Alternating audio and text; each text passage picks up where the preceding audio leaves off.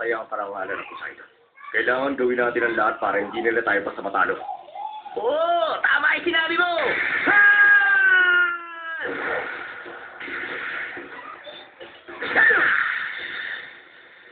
Magbiblit sila! Ayos! Maaaring madami na sa bilis ang kalaban!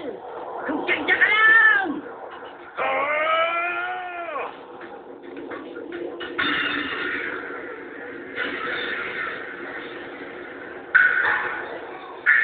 Kaya paano isipan?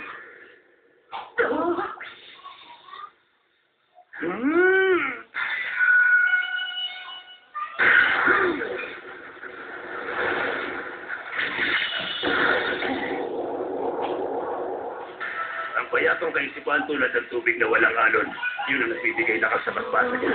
Ang death flow ni Unsumi, ang dahilan kung bakit siya tinuturing na isa sa magagaling na quarterback sa Kanto region, kapayapaan ng isipan.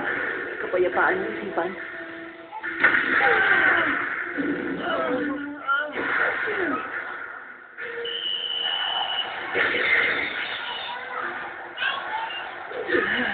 Wala tayong nagawa.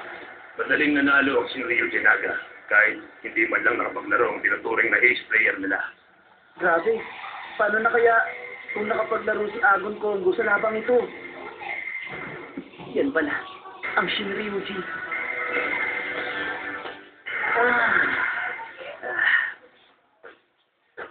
Tapos na ang laban pero parang hindi kayo pinagpawisan. Hoy, Agon! Alam mo may laban tayo, bakit hindi ka dumating ng maaga? Nakakayota naman sa tenga. Pwede ba tigilan mo na ang pagsitaw? Hindi naman ako pingi. Kung ganun pala, ang isang yun ay isa sa mga Congo brothers. Siya si Agon Congo.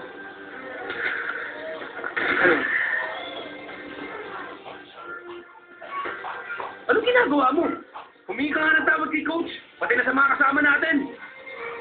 Paalalahanan ko na kayo lahat. Sino man sa inyo ang gumaya sa mag-uugali niya, ay lulumog sa ilalim ng karagatan. Tanging si Agon ang hindi mapapasama. Dahil sadya siyang pinagpala sa mundo ng malalakas. Ito ang isang bagay na kailangan mong intindihin. Unso.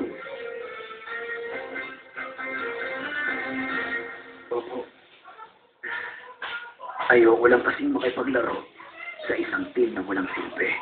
Sino wala silbi? Aba, nagpapatawa ka ba, ha? Baka naman gusto mo malaman ngayon kung sino sa akin na wala silbi. Pakiusap, tama na. Ayos ka sa akin. Gusto kita, kasi prangka ka. Tumayo ka na dyan at magpapawis tayo dalawa. Dali! Bilisan mo na magpalit ng damit. Hindi ko na kailangan magpalit pa ng damit para na patunayan sa'yo na wala ka talagang silbi. Talaga? Sigurado ka ba dyan? Eh, kung gano'n, mag-aalis ako ng uniform. Nagpapabagal yun sa kilos ko, eh. Sama!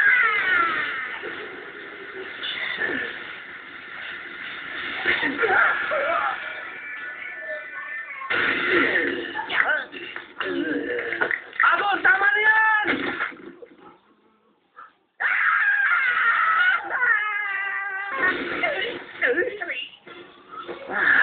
Ayaw pa rin pumahimik. Sigaw pa rin ang sigaw. Hindi naman bali ang braso mo. Dislocated lang. Sumachi!